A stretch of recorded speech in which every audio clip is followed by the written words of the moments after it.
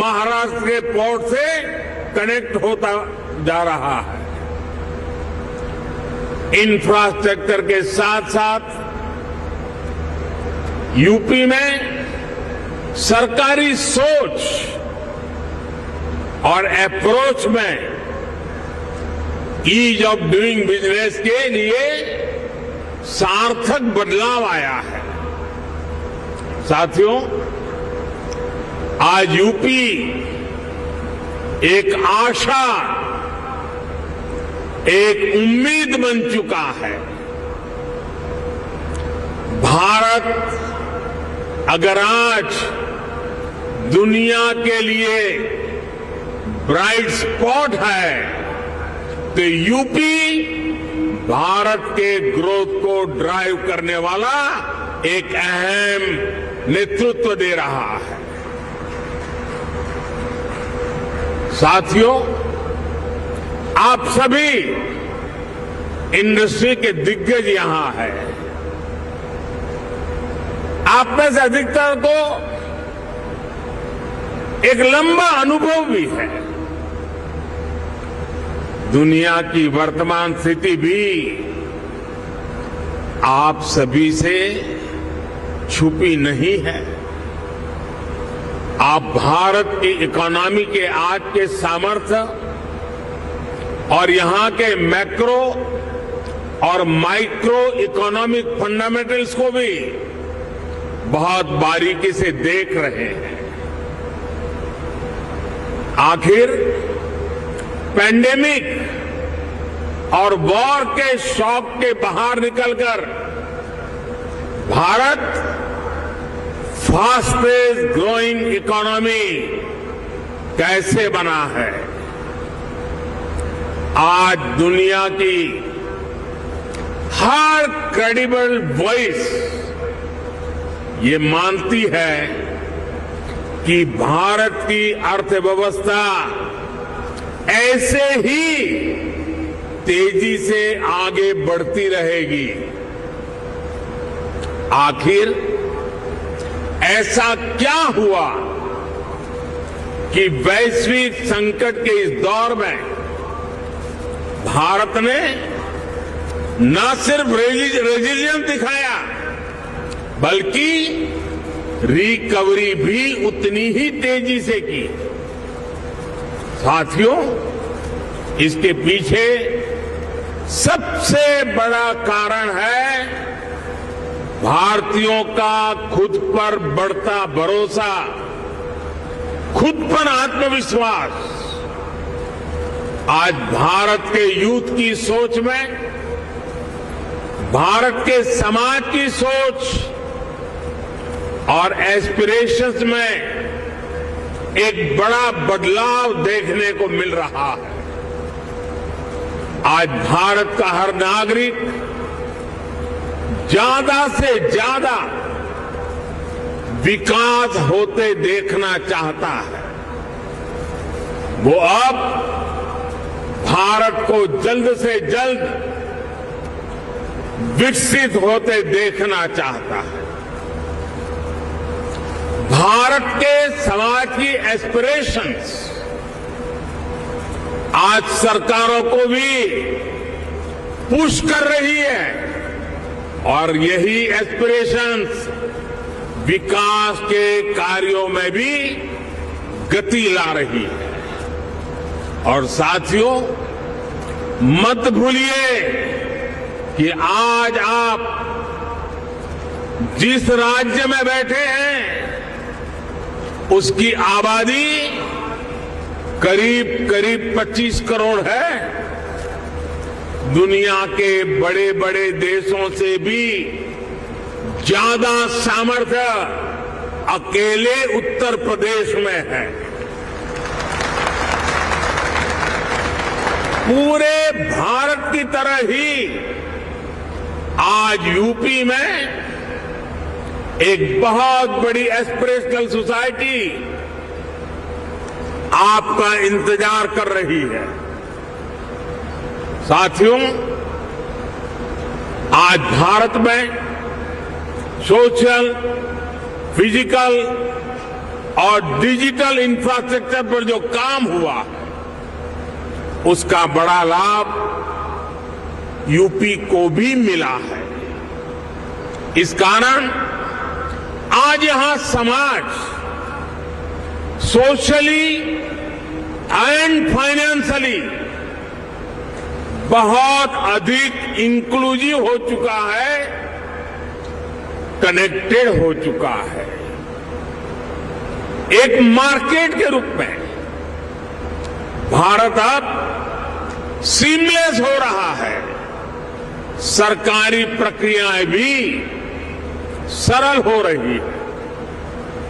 मैं अक्सर कहता हूं कि आज भारत आउट ऑफ कंपल्सन नहीं बल्कि आउट ऑफ कन्विक्शन रिफॉर्म करता है। यही कारण है कि भारत 40,000 से अधिक कंप्लायंसेस को खत्म कर चुका है, दर्जनों पुराने कानूनों को खत्म कर चुका है। साथियों, आज भारत सही मायने में स्पीड और स्केल के रास्ते पर चल पड़ा है। एक बहुत बड़े वर्ग की बेसिक जरूरतों को हमने पूरा कर लिया है, इसलिए वो एक लेवल ऊपर की सोचने लगा है, आगे की सोचने लगा है। यही भारत पर भरोसे का सबसे बड़ा कारण है। साथियों, कुछ दिन पहले भारत सरकार का जो बजट आया है उसमें भी आपको यही कमिटमेंट साफ साफ दिखेगा। इंफ्रास्ट्रक्चर पर रिकॉर्ड खर्च आज सरकार कर रही है और हर वर्ष इसको हम बढ़ा रहे हैं। इसलिए आज आपके लिए इंफ्रास्ट्रक्चर में इन्वेस्टमेंट के नए मौके बन रहे हैं। आज आपके लिए हेल्थ, एजुकेशन, सोशल इंफ्रास्ट्रक्चर में इन्वेस्टमेंट के भी अनेक अवसर हैं। ग्रीन ग्रोथ के जिस रास्ते पर भारत चल पड़ा है उसमें तो मैं आपको विशेष रूप से आमंत्रित करता हूं। इस वर्ष के बजट में 35,000 करोड़ रुपए तो हमने सिर्फ एनर्जी ट्रांजिशन के लिए रखे हैं। ये दिखाता है कि हमारा इरादा क्या है। मिशन ग्रीन हाइड्रोजन हमारे इसी इरादे को बुलंद करता है। इस बजट में इससे जुड़ा पूरा इकोसिस्टम विकसित करने के लिए अनेक कदम उठाए गए हैं। इलेक्ट्रिक मोबिलिटी की ट्रांसफॉर्मेशन के लिए एक नई सप्लाई और वैल्यू चेन हम विकसित कर रहे हैं। साथियों, मुझे खुशी है कि नई वैल्यू और सप्लाई चेन विकसित करने के लिए यूपी आज एक नया चैंपियन बनकर उभर रहा है। परंपरा और आधुनिकता से जुड़े उद्योगों का, एमएसएमईज का एक बहुत ही सशक्त नेटवर्क आज उत्तर प्रदेश में वाइब्रेंट है। यहां भदोही के कालीन और बनारसी सिल्क है, भदोही कारपेट क्लस्टर और वाराणसी सिल्क क्लस्टर भी, और उसकी वजह से यूपी भारत का टेक्सटाइल हब है। आज भारत के कुल मोबाइल मैन्युफैक्चरिंग में 60% से भी ज्यादा मोबाइल अकेले उत्तर प्रदेश में होता है। मोबाइल कंपोनेंट की सबसे ज्यादा मैन्युफैक्चरिंग भी यूपी में ही होती है। अब देश के 2 डिफेंस कॉरिडोर्स में से एक यूपी में बन रहा है। यूपी डिफेंस कॉरिडोर पर तेजी से काम चल रहा है। आज made in India defence equipments की डिमांड निरंतर बढ़ रही है। भारतीय सेना को भी हम अधिक से अधिक made in India defence system, defence platforms देने के लिए प्रतिबद्ध है और इस महान काम का नेतृत्व इसी लखनऊ की धरती के हमारे कर्मवीर राजनाथ सिंह जी संभाल रहे हैं। ऐसे समय में जब भारत एक वाइब्रेंट डिफेंस इंडस्ट्री का विकास कर रहा है तो फर्स्ट मूवर एडवांटेज आपको जरूर लेना चाहिए। साथियों, उत्तर प्रदेश में तो डेयरी, फिशरीज, एग्रीकल्चर और फूड प्रोसेसिंग सेक्टर में अनेक संभावनाएं हैं। फल और सब्जियों को लेकर उत्तर प्रदेश में बहुत डायवर्सिटी है। एक ऐसा सेक्टर है जिसमें अभी भी प्राइवेट सेक्टर की हिस्सेदारी बहुत सीमित है। आपको जानकारी होगी कि फूड प्रोसेसिंग के लिए production link incentive PLI scheme लेकर हम आए हैं। इसका लाभ आपको जरूर उठाना चाहिए। साथियों, आज सरकार का ये प्रयास है कि इनपुट से लेकर पोस्ट हार्वेस्ट मैनेजमेंट तक एक आधुनिक व्यवस्था किसानों के लिए बने। छोटे इन्वेस्टर्स एग्री इंफ्रा फंड का उपयोग कर सकते हैं। इसी प्रकार देश भर में एक बहुत बड़ी स्टोरेज कैपेसिटी विकसित करने के लिए बजट में हमने प्रावधान किया है। ये भी छोटे निवेशकों के लिए बहुत बढ़िया मौका है। साथियों, आज भारत का बहुत अधिक हमारा फोकस क्रॉप डाइवर्सिफिकेशन पर है। छोटे किसानों को ज्यादा साधन देने और उनकी इनपुट कॉस्ट घटाने पर है। इसलिए नेचुरल फार्मिंग की तरफ हम तेजी से बढ़ रहे हैं। यहां यूपी में गंगा के किनारे दोनों तरफ 5 किलोमीटर क्षेत्र में नेचुरल फार्मिंग शुरू हो गई है।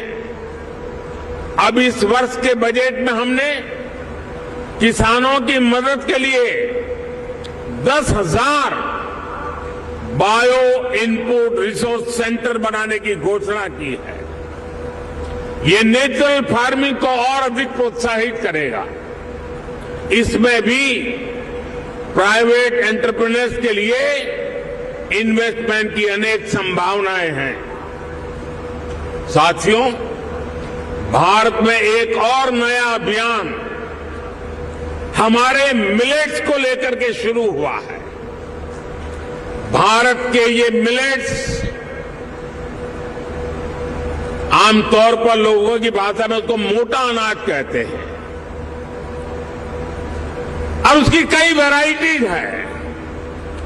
विश्व बाजार में उसकी एक पहचान बने इसके लिए आपने बजट में सुना होगा, हमने इस मिलेट्स को, मोटे अनाज को एक नया नाम दिया है, श्री अन्न। ये श्री अन्न जिसमें न्यूट्रिशन वैल्यू बहुत अधिक है, ये सुपर फूड है। जैसा श्रीफल का माध्यम है, महात्मय है, वैसा ही श्री अन्न का भी महात्मय बनने वाला है।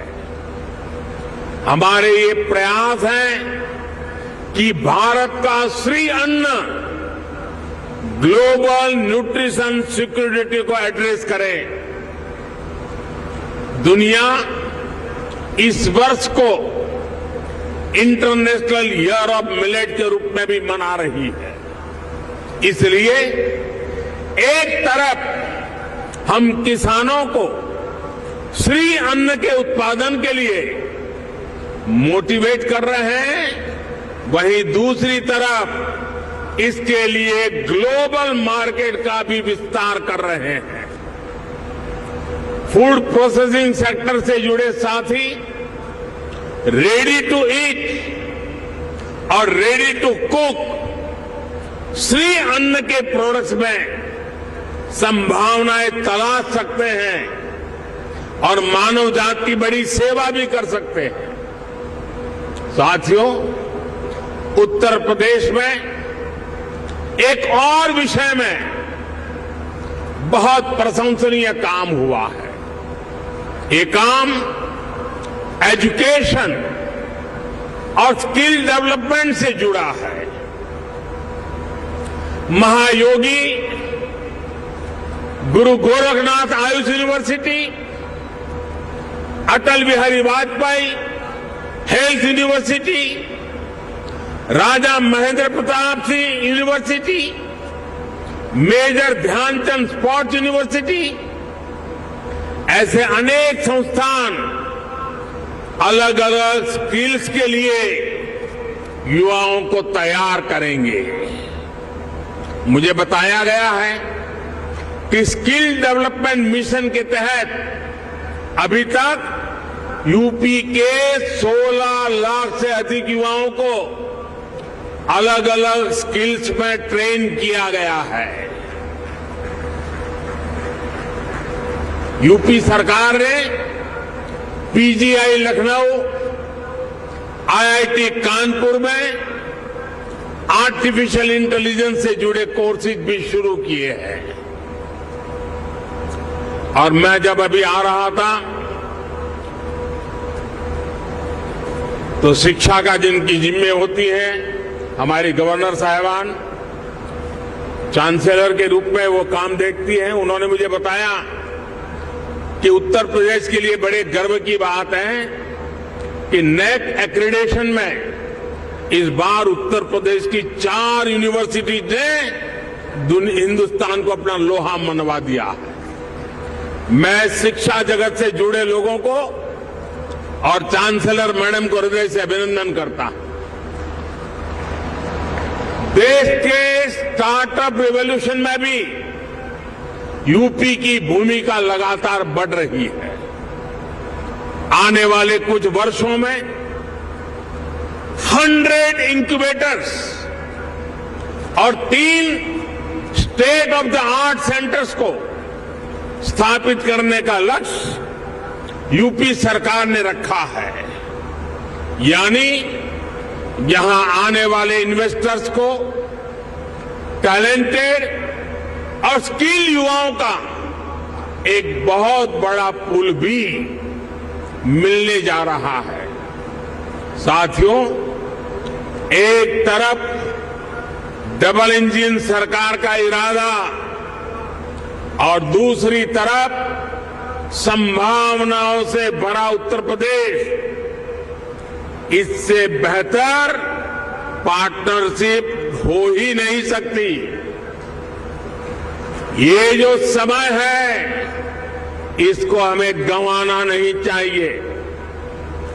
भारत की समृद्धि में दुनिया की समृद्धि निहित है। भारत के उज्जवल भविष्य में दुनिया के उज्जवल भविष्य की गारंटी पड़ी है। समृद्धि की इस यात्रा में आप सबकी भागीदारी बहुत ही महत्वपूर्ण है। ये निवेश सबके लिए शुभ हो, मंगल हो, इसी कामना के साथ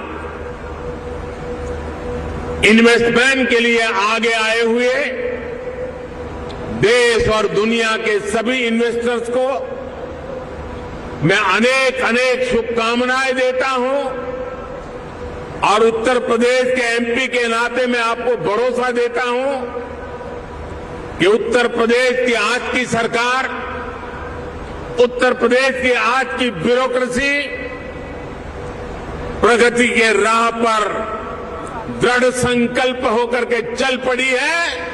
वो आपके सपनों को साकार करने के लिए, आपके संकल्पों को सिद्ध करने के लिए पूरे सामर्थ्य के साथ अग्रदूत बनकर के आपके साथ खड़ी है। इसी विश्वास के साथ मैं फिर एक बार देश और दुनिया के इन्वेस्टर्स को हमारे उत्तर प्रदेश की धरती पर निमंत्रण करता हूं, स्वागत करता हूं। बहुत बहुत धन्यवाद।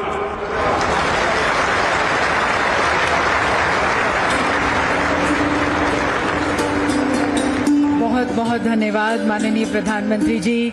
सभी क्षेत्रों पर और सभी के ऊपर आपके विश्वास के लिए, शुभकामनाओं के लिए, सभी के लिए सतत आपके मार्गदर्शन के लिए, आपके पथ प्रदर्शक संदेश के लिए।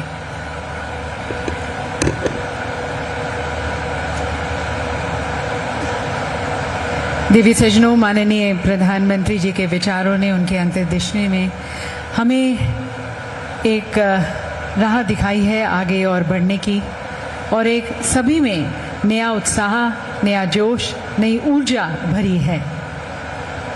माननीय प्रधानमंत्री जी का विश्वास उत्तर प्रदेश में, माननीय मुख्यमंत्री में और पूरे मंत्रिमंडल में, हम सभी में कुछ और अच्छा करने के लिए हमें प्रोत्साहित करता है, उत्साहित करता है।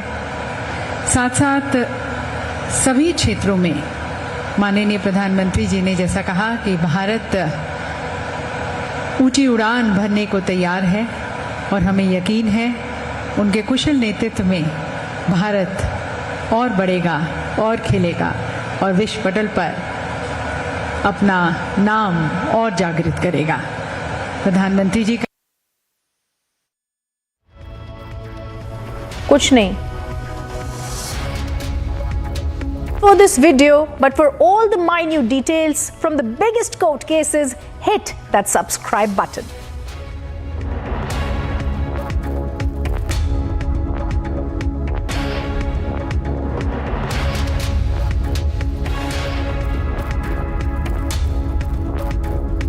Minister there speaking at the event, the Global Investor Summit 2023. A lot of words being stated by the Prime Minister, who has most importantly stated that this is a time when we need to come together. He unveils the Global Investor Summit program.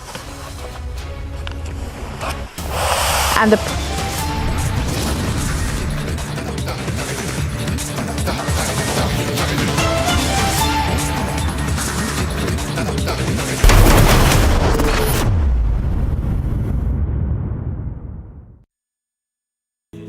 Amity University is establishing a most advanced supercomputing facility for research and innovation in the field of artificial intelligence.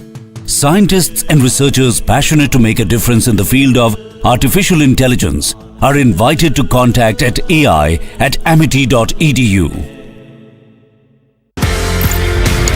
Pakistan का interference कब शुरू हुआ sir? हथियार भेजना, training करवानी, ये कब शुरू हुआ मामला? ये पाकिस्तान का जब पंजाब में लॉलेसनेस हो गई शुरू, ये जनरल जिया जो है वो बड़ा वाइली आदमी पंजाबी था, जलंधर का बॉर्न, तो 1979 से 1989 तक रहा। पंजाब में ये बदअमनी ना होती, ये खालिस्तान वाला इशू ना खड़ा होता, तो पाकिस्तान कभी भी कश्मीर की सिचुएशन को खराब नहीं कर सकता था।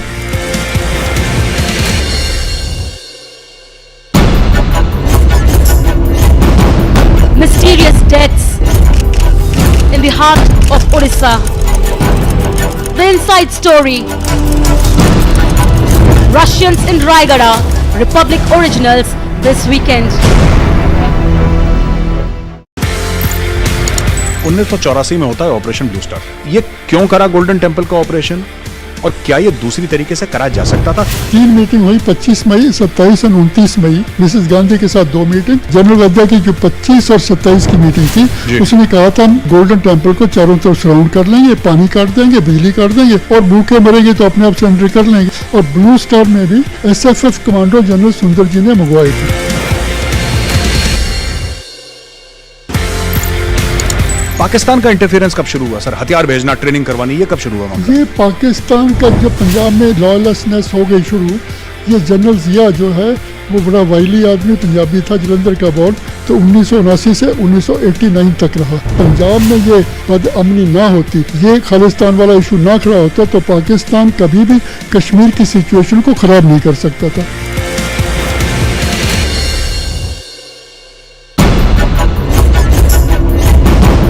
Mysterious deaths in the heart of Odisha. The inside story.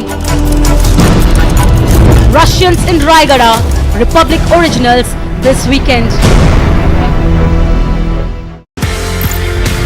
1984 में होता है ऑपरेशन ब्लू स्टार। ये क्यों करा गोल्डन टेम्पल का ऑपरेशन, और क्या ये दूसरी तरीके से करा जा सकता था? 3 मीटिंग हुई, 25 मई, 27 और 29 मई। मिसेस गांधी के साथ 2 मीटिंग। जनरल वद्दा की जो 25 और 27 की मीटिंग थी, उसने कहा था हम गोल्डन टेम्पल को चारों तरफ सराउंड कर लेंगे, पानी काट देंगे, बिजली काट देंगे, और भूखे मरेंगे तो अपने आप सरेंडर कर लेंगे। और ब्लू स्टार में भी SFF कमांडो जनरल सुंदर जी ने मंगवाई थी। 4 Russian tourists, 1 hotel in Raigada, and 2 mysterious deaths. Bittu Roy Chaudhary and Priyanka Sharma uncovered the story of Russians in Raigada. Russians in Raigada, Republic Originals this weekend only on Republic.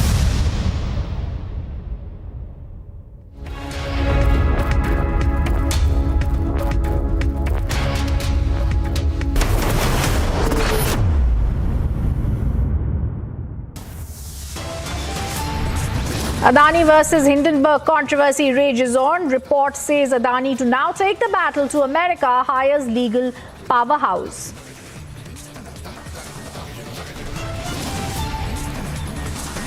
Prime Minister inaugurates UP Global Investor Summit in Lucknow. Rajnath Singh, Yogi Adityanath accompany Prime Minister Modi.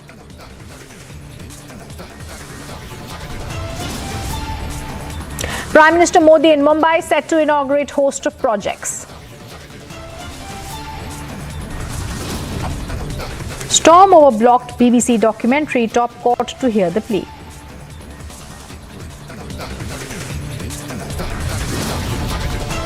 Four, 3, 2, 1, 0. Beautiful launch of SSLV D2EOS 07 Normal. on a bright sunny morning. Even tracking? And it's a proud moment for us Indians. History is made. ISRO successfully lifts off SSLV D2 in the skies. NDRF rescues 6-year-old 4 days after the earthquake. The death toll in Turkey and Syria crosses 19,000.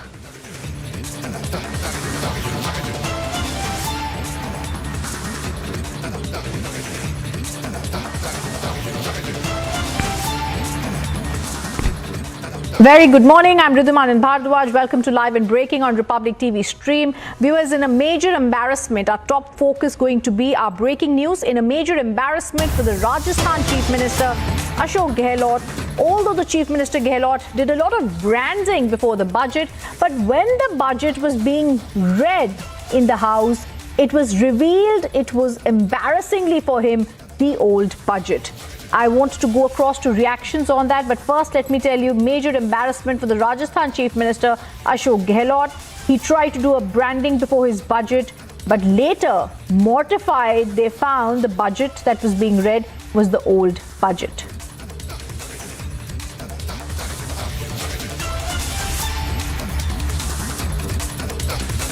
अब मैं Alzheimer के साथ साथ समस्त 1,18,00,000 घरों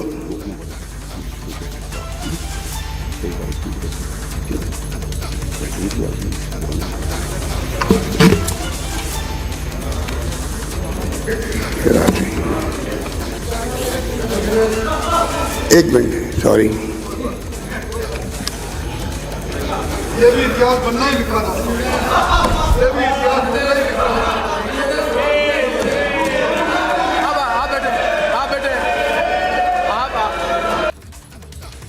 आरोप कुछ लगा अलग बात है। सिर्फ बजट की जो कॉपी बांटी जाएगी आप सबको, वो तो तय हो चुका है। उसके अंदर और इस कॉपी को फर्क हो तब तो आप कह सकते हो। कॉपी वही आपको मिली है जो ये बजट में पढ़ रहा हूँ। एक एक्स्ट्रा पेज लग गया गलती से मान लीजिए, और आप कह रहे हो कि किसको मालूम कैसे पढ़ा लीक हो गया। तो ये बजट कोई कल प्रेस में मैंने छपाया गया इसको। आप सब समझदार लोग हैं, मालूम है कि 7-7 दिन तक लोग घर नहीं जाते हैं, रात दिन एक काम करते हैं, और उसके बाद में सुबह ला के देते चीफ मिनिस्टर को 6 बजे कॉपी। ठीक है, ऐसा कटा सब मालूम आपको। तो मुझे बताइए, अगर मैं एक पेज गलत पढ़ने लग गया, वही जो लोग जिन्होंने बजट बनवाया मुझसे और मैंने सुझाव दिए, अगर ऑफिसर गैलरी से मुझे करने करे कि भाई ये आप ये पेज कौन सा आ गया, तो वो भी नेचुरल वो कि भाई ये क्या हो गया, एक पेज गलती से। वही बजट जो है जो पढ़ा जाएगा वही बजट आप सबको निश्चित होगा। उसमें कहाँ लीक होने की बात आती है।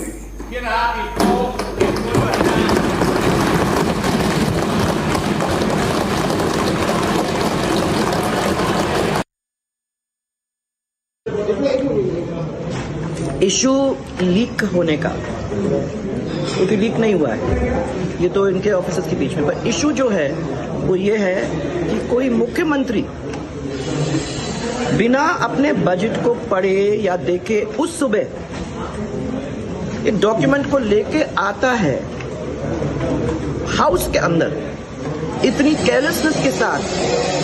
अगर वो अपने बजट को इतनी केयरलेसनेस के साथ पेश करने के लिए आया है, तो आप ये समझ सकते हो कि अपने प्रदेश को किस तरीके से चला रहा है, और अगर इसी ढंग से चला रहा है तो उस प्रदेश का भट्टा तो बैठना ही है। आज जो इतिहास में पहले कभी नहीं हुआ वो हुआ। राजस्थान के मुख्यमंत्री पुराने बजट की स्पीच को पढ़ने लगे, 3 पैराग्राफ तक पढ़ने लगे, और लगभग कुछ मिनटों तक उन्होंने पुराना बजट पढ़ा। एक तरफ आप देख सकते हो उत्तर प्रदेश में ग्लोबल इन्वेस्टर्स समिट हो रहा है। $1 ट्रिलियन की इकोनॉमी बनाने के लिए प्रधानमंत्री नरेंद्र मोदी और योगी आदित्यनाथ जी पूरी तरीके से अपने प्रयास कर रहे हैं, और दूसरी तरफ अशोक गहलोत जी हैं जो क्लूलेस, होपलेस और डायरेक्शनलेस मुख्यमंत्री की तरह पेश आते हैं और पुराना बजट पढ़ लेते हैं। ये बजट कितना सीक्रेट रहा होगा, इस पर भी सवाल चिन्ह है। पहले कानून व्यवस्था भगवान भरोसे थी, फिर पेपर और एजुकेशन की व्यवस्था भगवान भरोसे, जिस प्रकार से पेपर लीक होते जा रहे थे, फिर महिलाएं भगवान भरोसे, जिस प्रकार से उत्पीड़न हो रहा है महिलाओं पर, अत्याचार हो रहा है महिलाओं पर, और अब फाइनेंसेस, वित्तीय मामले भी, आर्थिक मामले भी राजस्थान के भगवान भरोसे हो चुके हैं। सारे वादे तोड़ने के बाद अब कांग्रेस पार्टी पुराना बजट ही फिर से पढ़कर सुना रही है जनता को। 5 वर्षों में राजस्थान को जिस प्रकार से पीछे ले जाने का काम किया है, जनता इसे देख ही रही है। परंतु राहुल गांधी और कांग्रेस पार्टी जो केंद्रीय बजट पर और उत्तर प्रदेश पे हर रोज कुछ ना कुछ कहते हैं, वो राजस्थान के विषय में और इस प्रकार के रवैये के विषय में कुछ क्यों नहीं कहते। Let me also now, after hearing all those reactions, go across to my colleague Amardeep, who's now joining us live on the story. Amardeep, a shocking, mortifying moment for the Chief Minister when he reads out from the old budget for several minutes, and then he has the gall to say that it's only a human error and one page that has been wrongly put. How is the government planning to see and explain this faux pas? देखिए, पहली बार इस तरीके की घटना हुई है, क्योंकि सदन में जिस तरीके से मुख्यमंत्री आए और 11 बजे बजट को पढ़ना शुरू किया, पढ़ने के 10 से 15 मिनट बाद जो चीफ विप हैं महेश जोशी, वो उनके कान में कुछ कहते हैं और उसके बाद एक इंटीमेशन जाता है विपक्ष के पास। विपक्ष उसको कहता है कि आप ये पुराना बजट पढ़ रहे हो। जब देखते हैं तो वो पुराना बजट निकलता है और उसको सदन में एक्सेप्ट करते हैं सीएम अशोक गहलोत, और कहते हैं कि एक पेज जो था वो गलती से आ गया था फाइल में लग करके, और उसके बाद सदन में इस चीज़ की सफाई दी जाती है। 2 बार सदन जो है वो स्थगित हो चुका है और ये पहली बार है इस तरीके का जब बजट जब पढ़ रहे होते हैं मुख्यमंत्री उसके बीच में सदन को स्थगित करना पड़े। अभी भी असेंबली को विपक्ष जो है वो नहीं चलने दे रहे हैं। उनका कहना यह है कि पेपर लीक के बाद में बजट लीक हुआ है और जब बजट लीक हुआ है तो ये पहली घटना है और कहीं ना कहीं इस तरीके की चीज़ें अब बजट के सत्र में आई हैं और ये चीज़ छोटी नहीं है, तो उसी को लेकर के अब विपक्ष हंगामा कर रहा है। लगातार नारेबाजी अंदर चल रही है और विपक्ष की ये मांग है कि अब दोबारा से गवर्नर के पास जाकर के टाइम लिया जाए और मुख्यमंत्री खुद दोबारा से इस बजट को पेश करें। ये वाला बजट हम पेश नहीं होने देंगे। तो अभी जो स्थिति अंदर है वो कही जा सकती है कि मुख्यमंत्री के लिए एक चैलेंजिंग है, क्योंकि 11 बजे जब उन्होंने बजट पेश करना शुरू किया गया था बहुत ज़्यादा प्रचार प्रसार इस बजट का किया था, क्योंकि चुनावी बजट इसको देख रहे थे। रोड मैप इससे तैयार करती कांग्रेस। सचिन पायलट और अशोक गहलोत के बीच में जो अदावत है उसको लेकर के कहीं ना कहीं अशोक गहलोत ये दिखाना चाहते थे कि ये बजट जो है एक बेहतरीन बजट है जिसके बिहाफ पे सरकार जो है वापसी करेगी राजस्थान में। तो इन तमाम चीज़ों को लेकर के एक बहुत उम्मीदें थी, लेकिन जिस तरीके से बजट को ऐतिहासिक बनाने की कोशिश की गई थी, लेकिन यहाँ सदन में जिस तरीके की चीज़ें हुई हैं वो कहीं ना कहीं अब अशोक गहलोत को फेस करनी पड़ेगी, सरकार को फेस करनी पड़ेगी।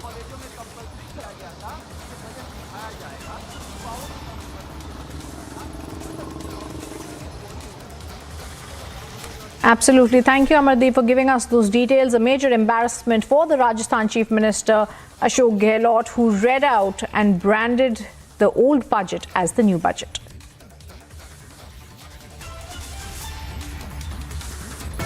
Freebie politics has now again taken center stage in Karnataka, and this time it is from the Bagalkot district in Bilagi Assembly constituency, which is represented by Minister Murugesh Nirani, where his supporters were giving packets of sugar weighing 5 kgs to the voters there. And in one such instance, they had gone to a voter, and despite her refusal, they went in and kept the packet of sugar. But in the video, it is clearly seen that this time around, the voters do not want any sort of freebie politics, and the woman comes out and then throws the packet of sugar back at Mr. Murugesh Nirani's supporters here. And this comes on the backdrop of many ministers, MLAs as well as aspirants from the BJP, the Congress and the JDS going on to give gifts to woo and entice voters as well.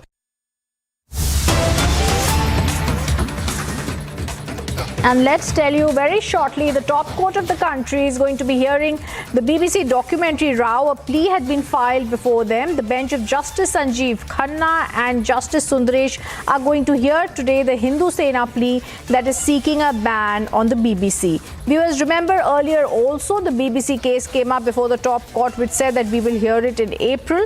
But today a plea has been filed asking for a complete ban on the BBC and initiating an NIA probe against its anti-India reporting following the recent documentary played on the channel. The petition that has been filed by the Hindu Sena president contended BBC has been mouthpieces of those who target India to dent its image and to break Indian society by indulging in Cold War broadcasting. In fact, the petition says India's overall growth has picked up momentum since 2014 under the Prime Minister Narendra Modi. It's not being digested by an anti-India lobby, more particularly the BBC, and therefore the plea says that BBC is biased against India and the Indian government.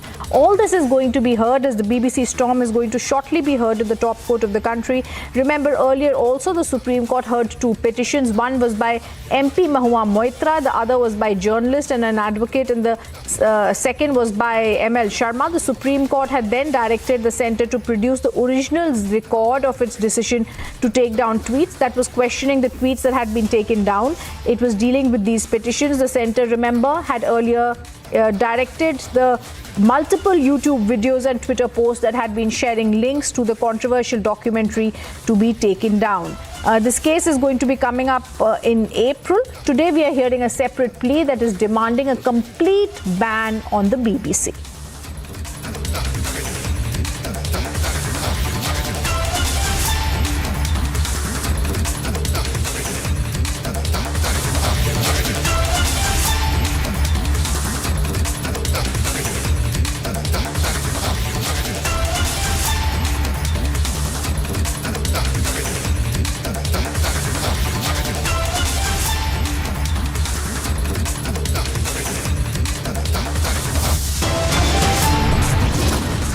Coming up after a short break, Prime Minister Modi in Mumbai set to inaugurate a host of projects.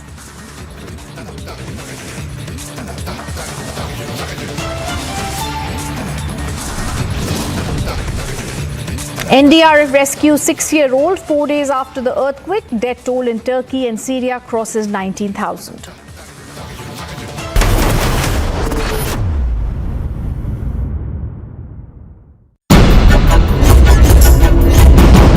Mysterious deaths in the heart of Odisha. The inside story. Russians in Raigada, Republic originals this weekend. 1984 में होता है operation blue star. ये क्यों करा golden temple का operation और क्या ये दूसरी तरीके से करा जा सकता था? 3 मीटिंग हुई 25 मई, 27 और 29 मई। मिसेस गांधी के साथ 2 मीटिंग। जनरल वद्दा की जो 25 और 27 की मीटिंग थी, उसने कहा था हम गोल्डन टेम्पल को चारों तरफ सराउंड कर लेंगे, पानी काट देंगे, बिजली काट देंगे और भूखे मरेंगे तो अपने आप सरेंडर कर लेंगे। और ब्लू स्टार में भी SFF कमांडो जनरल सुंदर जी ने मंगवाई थी। पाकिस्तान का इंटरफेरेंस कब शुरू हुआ सर? हथियार भेजना, ट्रेनिंग करवानी, ये कब शुरू हुआ? ये पाकिस्तान का जब पंजाब में लॉयलेसनेस हो गई शुरू, ये जनरल जिया जो है वो बड़ा वाइली आदमी पंजाबी था, जलंधर का बॉर्न, तो 1979 से 1989 तक रहा। पंजाब में ये बदअमनी ना होती, ये खालिस्तान वाला इशू ना खड़ा होता तो पाकिस्तान कभी भी कश्मीर की सिचुएशन को खराब नहीं कर सकता था।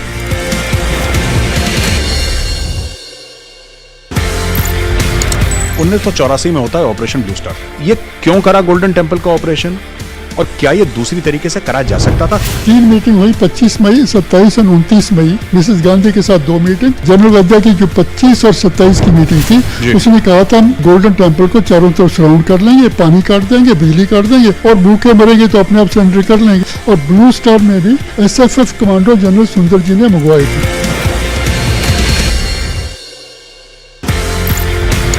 पाकिस्तान का इंटरफेरेंस कब शुरू हुआ सर? हथियार भेजना, ट्रेनिंग करवानी, ये कब शुरू हुआ? ये पाकिस्तान का जब पंजाब में लॉयलेसनेस हो गई शुरू, ये जनरल जिया जो है वो बड़ा वाइली आदमी पंजाबी था, जलंधर का बॉर्न, तो 1979 से 1989 तक रहा। पंजाब में ये बदअमनी ना होती, ये खालिस्तान वाला इशू ना खड़ा होता तो पाकिस्तान कभी भी कश्मीर की सिचुएशन को खराब नहीं कर सकता था।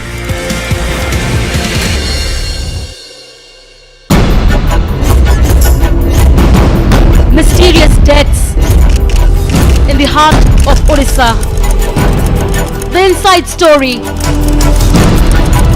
Russians in Raigada, Republic originals this weekend. 1984 में होता है ऑपरेशन ब्लू स्टार। ये क्यों करा गोल्डन टेम्पल का ऑपरेशन और क्या ये दूसरी तरीके से करा जा सकता था? 3 मीटिंग हुई 25 मई, 27 और 29 मई। Deaths in the heart of Odisha. Bittu Roy Chaudhary and Priyanka Sharma uncovered the story of Russians in Raigada. The inside story. Russians in Raigada, Republic originals this weekend.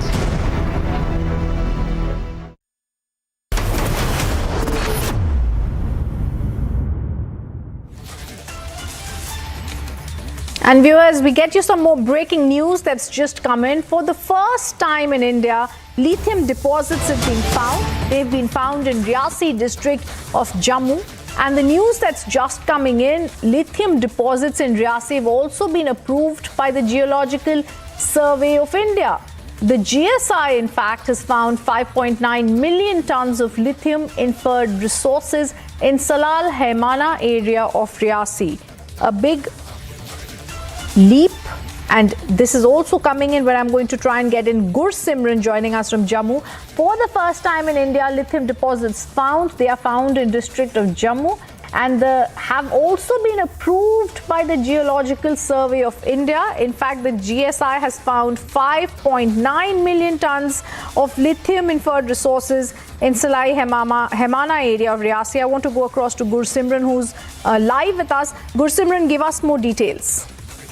See, Rhythm, this is yesterday that when an approval was given by the Geological Survey of India that there are traces of the lithium in the Riyasi district, and this is Salal Himan area. Important to mention that the survey was going on for almost couple of years, and after the successful survey, it came into fore that 5.9 million tons of lithium is present in the area. It is for the first time, because earlier the country has been importing this from the other countries, but now it is one of the biggest and first ever consignment of the lithium that has been now discovered and found in the Riyasi, upper reaches of the Riyasi. Now a team of experts from the national capital will be reaching here, and soon the Union Territory of J&K will be beginning the process of the auctioning of this lithium. And this is not only a big boost to the public exchequer of the Union Territory of Jammu and Kashmir, but an overall when the Union government is looking for the electric cars, and it will help a lot in this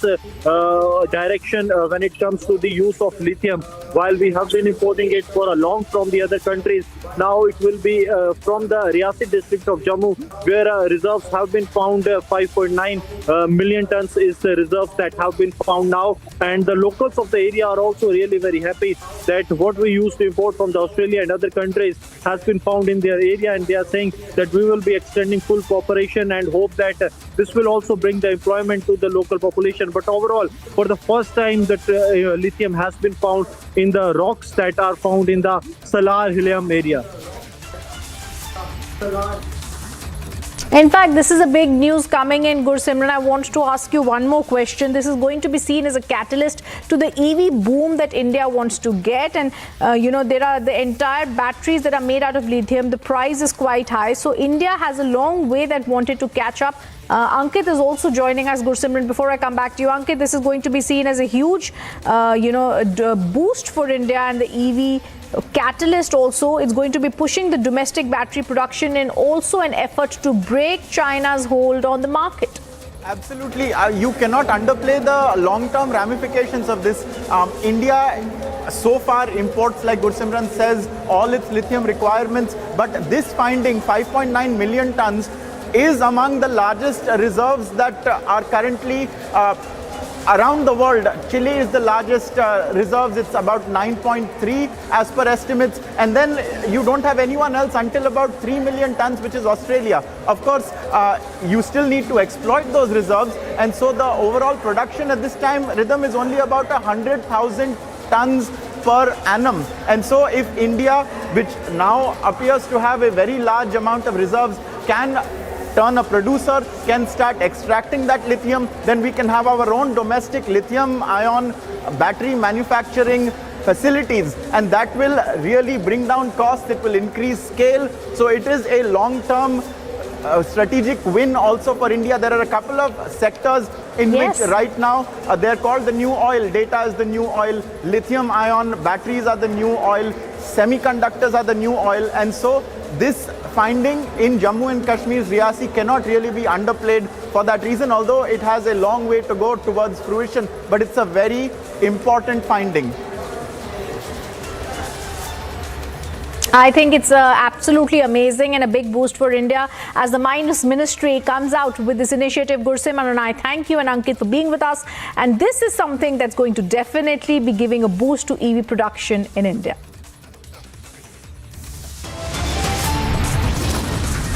And coming up after a short break, we get you more details. The Prime Minister headed for Mumbai now, set to inaugurate a host of projects. And storm over the blocked BBC documentary Top Court to hear the plea.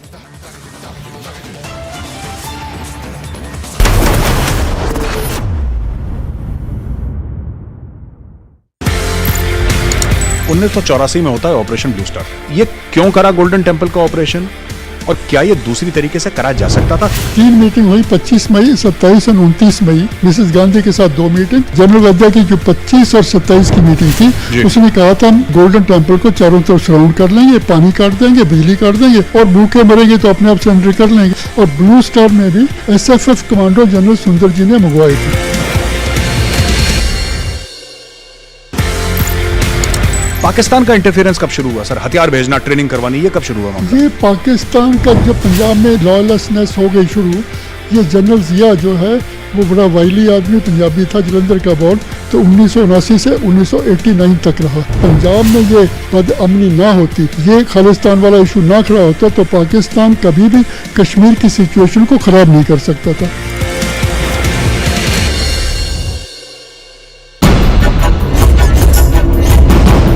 Mysterious deaths in the heart of Odisha. The inside story.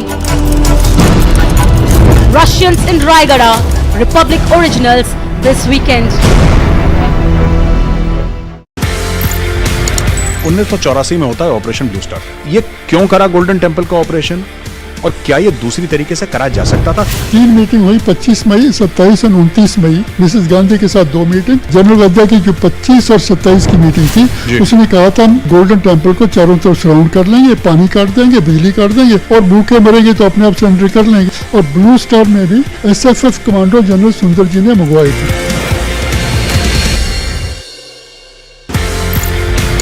Pakistan का interference कब शुरू हुआ sir? हथियार भेजना, training करवानी, ये कब शुरू हुआ? ये पाकिस्तान का जब पंजाब में लॉयलेसनेस हो गई शुरू, ये जनरल जिया जो है वो बड़ा वाइली आदमी पंजाबी था, जलंधर का बॉर्न, तो 1979 से 1989 तक रहा। पंजाब में ये बदअमनी ना होती, ये खालिस्तान वाला इशू ना खड़ा होता तो पाकिस्तान कभी भी कश्मीर की सिचुएशन को खराब नहीं कर सकता था।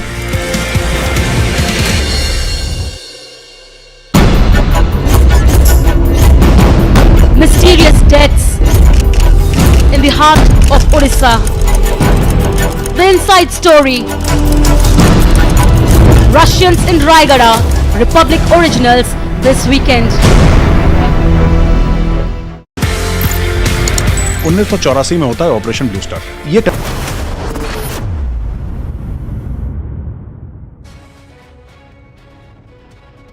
पिछले कुछ समय में उत्तर प्रदेश इन्वेस्टर्स के लिए एक अत्यंत भरोसेमंद डेस्टिनेशन के रूप में यह उत्तर प्रदेश उभरा है।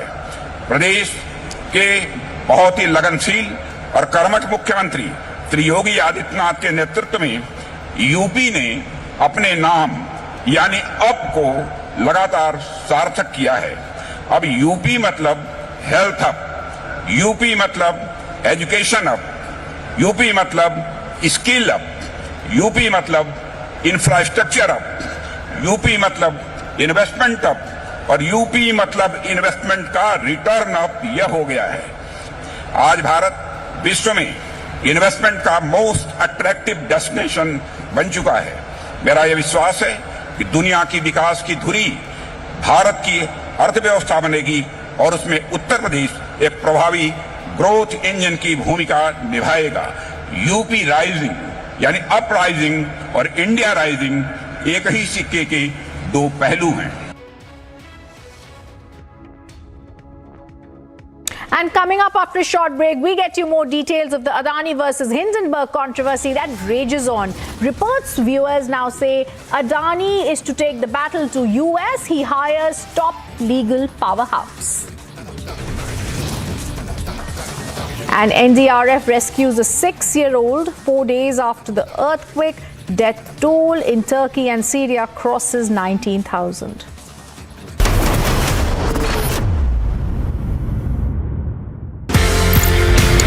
पाकिस्तान का इंटरफेरेंस कब शुरू हुआ सर? हथियार भेजना, ट्रेनिंग करवानी, ये कब शुरू हुआ? ये पाकिस्तान का जब पंजाब में लॉयलेसनेस हो गई शुरू, ये जनरल जिया जो है वो बड़ा वाइली आदमी पंजाबी था, जलंधर का बॉर्न, तो 1979 से 1989 तक रहा। पंजाब में ये बदअमनी ना होती, ये खालिस्तान वाला इशू ना खड़ा होता तो पाकिस्तान कभी भी कश्मीर की सिचुएशन को खराब नहीं कर सकता था।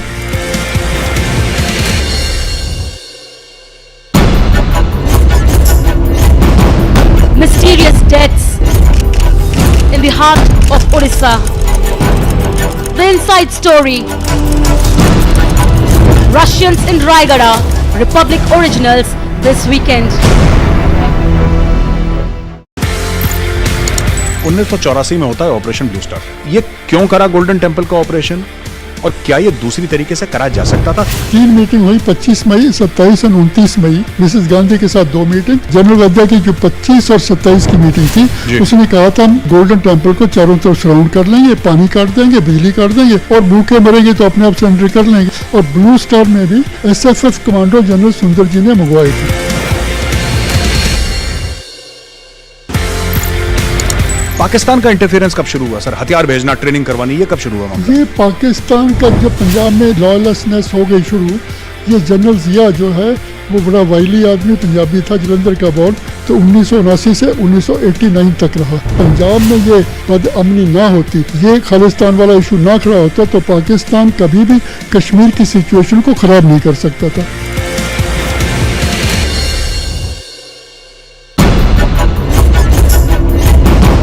Mysterious deaths in the heart of Odisha. The inside story. Russians in Raigada, Republic originals this weekend. 1984 में होता है ऑपरेशन ब्लू स्टार। ये क्यों करा गोल्डन टेम्पल का ऑपरेशन और क्या ये दूसरी तरीके से करा जा सकता था? 3 मीटिंग हुई 25 मई, 27 और 29 मई। मिसेस गांधी के साथ 2 मीटिंग। जनरल वद्रा की जो 25 और 27 की मीटिंग थी, उसने कहा था हम गोल्डन टेम्पल को चारों तरफ सराउंड कर लेंगे, पानी काट देंगे, बिजली काट देंगे और भूखे मरेंगे तो अपने आप सरेंडर कर लेंगे। और ब्लू स्टार में भी SFF कमांडो जनरल सुंदर जी ने मंगवाई थी। पाकिस्तान का इंटरफेरेंस कब शुरू हुआ सर? हथियार भेजना, ट्रेनिंग करवानी, ये कब शुरू हुआ मामला? ये पाकिस्तान का जब पंजाब में लॉयलेसनेस हो गई शुरू, ये जनरल जिया जो है वो बड़ा वाइली आदमी पंजाबी था, जलंधर का बॉर्न, तो 1979 से 1989 तक रहा। पंजाब में ये बदअमनी ना होती, ये खालिस्तान वाला इशू ना खड़ा होता तो पाकिस्तान कभी भी कश्मीर की सिचुएशन को खराब।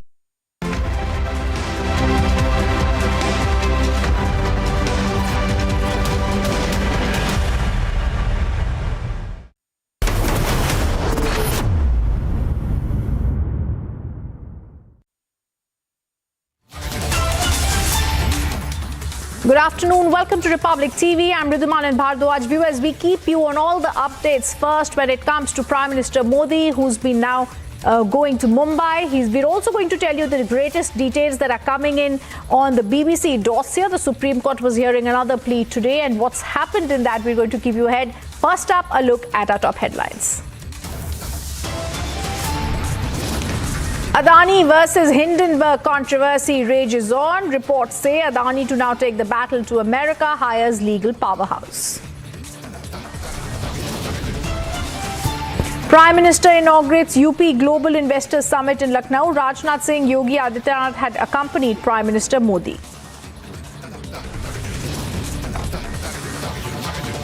Prime Minister Modi in Mumbai set to inaugurate a host of projects.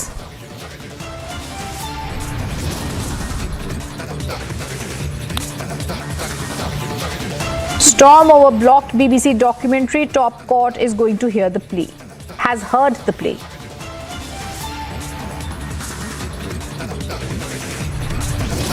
History is made. ISRO successfully lifts off SSLV D2 in the skies.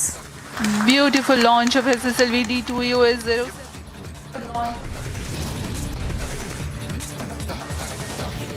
NDRF rescues 6-year-old 4 days after the earthquake. Death toll in Turkey and Syria crosses 19,000.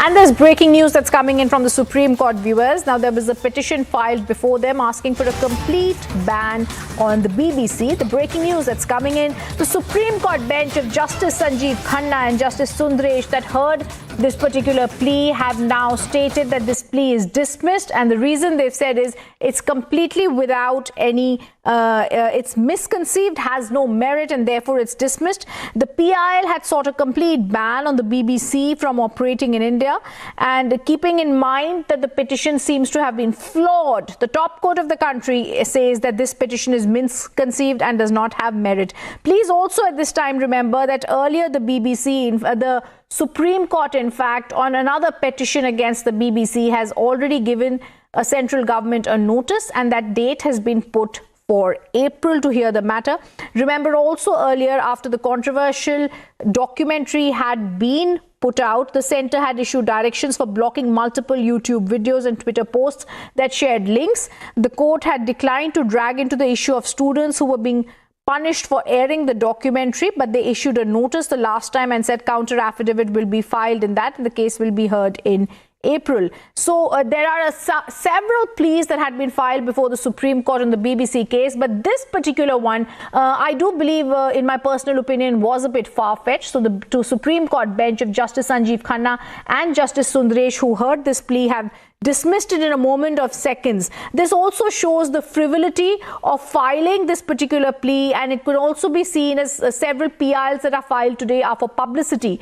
The PIL had sought imposition of a complete ban on the operation of BBC in India. The Supreme Court dismisses it by using 3 quick words. They say the petition is misconceived, it has no merit, and therefore they dismissed it. Okay, as we're going to try phone reactions on this story, let's also tell our viewers that earlier the Supreme Court had moved forward and had issued a notice in the case. But today, seeing this particular plea to be misconceived, the Supreme Court has said we are not going to be interfering in the matter. Now, even as this petition has been called misconceived by the bench, let's remember what this petition was really asking for is for a total ban on the operations of the British Broadcasting Corporation in India, keeping in mind the largeness of what is being asked from the legal courts of the country. The court said that we are not going to be interfering in this matter. It's misconceived and has no merit, and therefore they have dismissed it. Now, the PIL sought an imposition and the ban, and that's the reason that it's been dismissed. Viewers, as I said earlier, the Supreme Court is going to be hearing other pleas in the BBC documentary case that are there. The central government notice was issued to produce the record of its decision that had taken down certain tweets that were linked to the controversial BBC documentary. There's been an uproar that has been caused on this. There's also been a very clear link seen of the BBC with getting financials and getting other stuff from Chinese firms, which is something that had been stated by BJP MP and senior advocate Mr. Mahesh Jethmalani. Keeping all this in mind and the fact that this controversy had spiraled out of control, the case is going to be heard in April. But for today, the PIL that was filed before them, the Supreme Court bench of Justice Sanjeev Khanna and Justice Sundaresh dismisses this plea.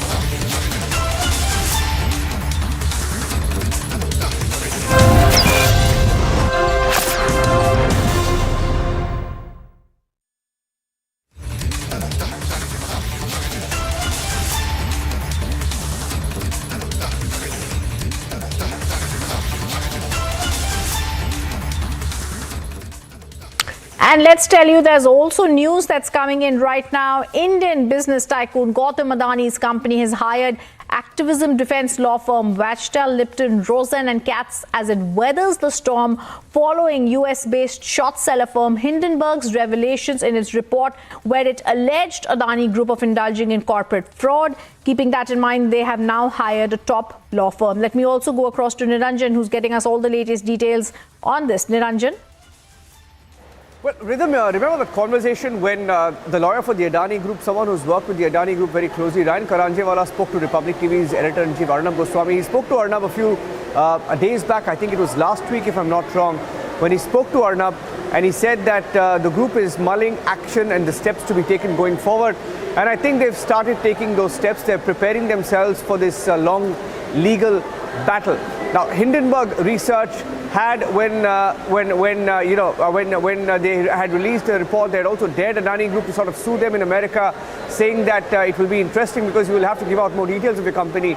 And they were sort of baiting the Adani Group for a fight. I think the Adani Group is taking the battle head on from the reports that are coming in. We are hearing from some news reports, including from the Financial Times, which is reporting that they've taken the first step. There are reports, and we also have the name of the law firm here, and it comes a day after the Prime Minister spoke in the Rajya Sabha on the issue, completely shut up the opposition on all of the charges that were made by sort of trying to tell them that it's a conspiracy, and they've sort of tried to target him on every small issue. But this report that I have in my hand from the Financial Times, from FT, that goes on to talk about the Financial Times reports that Adani has hired the legal powerhouse Wachtell. This is in the short seller battle, and the Financial Times also confirming that the Adani groups have tapped senior lawyers at the New York-based law firm, which is Wachtell, Lipton, Rosen and Katz, to advise it on how to stem the crisis facing the Indian conglomerate since Hindenburg accused it of accounting fraud and stock market manipulation in late January. This is what the Financial Times has reported. Of course, it's a significant move, Rhythm, one that you're also aware of, because their lawyers in India, the senior most lawyers, advocates in India, are advising them on how to take this forward. And it also comes on a day when some of the Adani stocks have fallen once again, including the Adani Enterprises, which is in the red as we speak. 3 of their stocks have hit the low circuit. 2 or 3 of the stocks are also sort of recovering from the sort of tumble that we witnessed on Thursday. And this is a legal move. We're getting in a report. In fact, this report was filed a few hours back, and they maintain that the Adani Group's decision to hire the group called Wachtell, known as one of the most expensive law firms in the US, shows the severe international pressure the group is facing since Hindenburg leveled its claim. So it is an anticipation that perhaps they will be taking Hindenburg to court, or at least sort of engaging them to see how they can pursue this matter legally in the US. Very early days with them, but I think they've taken the first step to identify the firm, engage the firm, and take this to the logical end, because Hindenburg's report has sort of created this turmoil for the Adani Group. Markets are stable in India, banks are resilient, banks are comfortable, but it appears that the Adani stocks have taken a beating, and the group has had to take measures after that. So the fallout hasn't been soft for them. It's been a tough fallout, with Adani falling in the world's most richest chart. His fortunes have been erased drastically in the stock markets, and it's tough days. Looks like they're going to take this to the logical end, or at least that's the indication. Rhythm.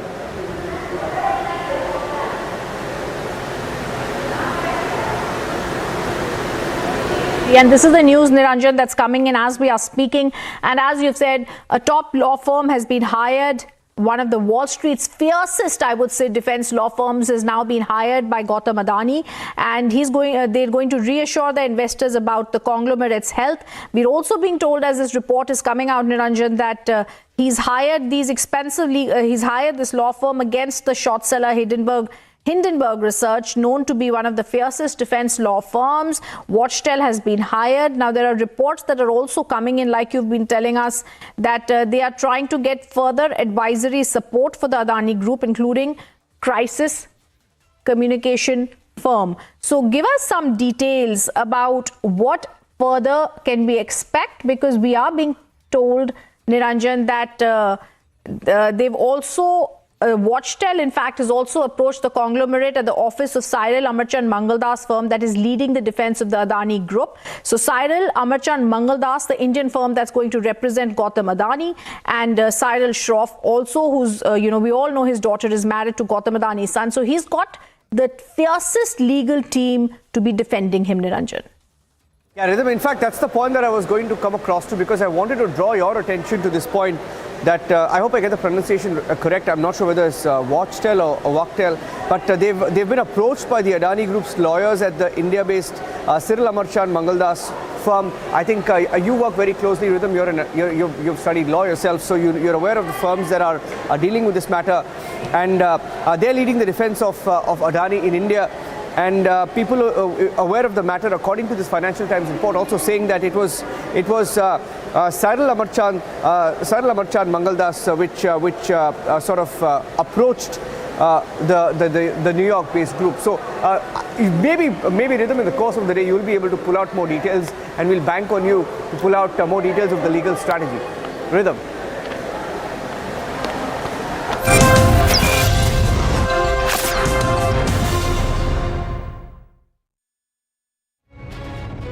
BSF troop has foiled another Pakistani drone intrusion in Firozpur sector this time, and even the BSF troop has recovered 3 kg of heroin along with the made in China pistol and even magazine and ammunition as well. This drone sortie was spotted in the intervening night of 9th and 10th February when the drone sortie was suspected.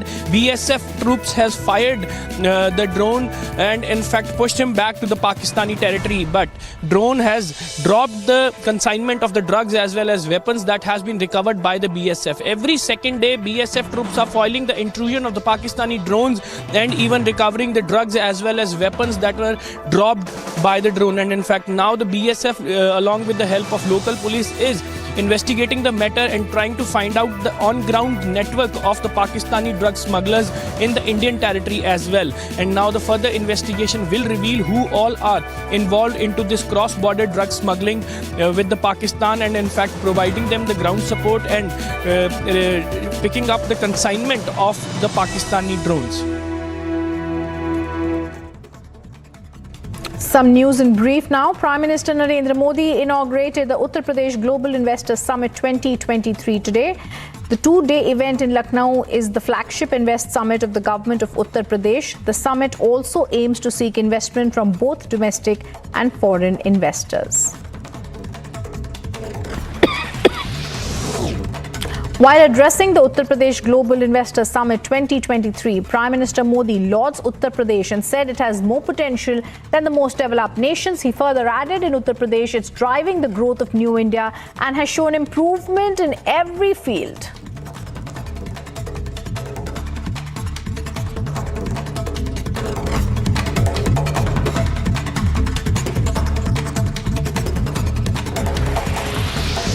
Prime Minister Narendra Modi flags off 2 new Vande Bharat trains from Mumbai's Chhatrapati Shivaji Maharaj terminus today. The new and upgraded version of Vande Bharat Express will be the 9th and the 10th Vande Bharat editions, which will run between Mumbai Solapur and Mumbai Sainagar Shirdi.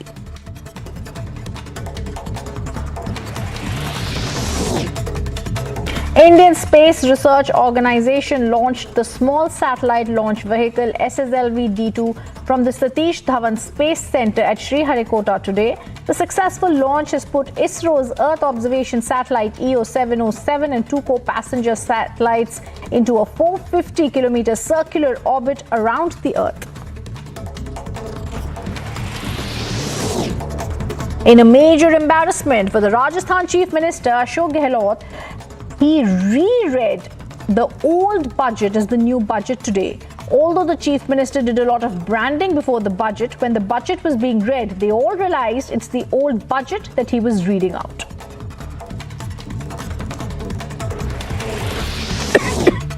While the BJP protests against Rajasthan Chief Minister for reading the old budget, Gehlot in his defense has said an old budget page was added to his new budget copy by mistake.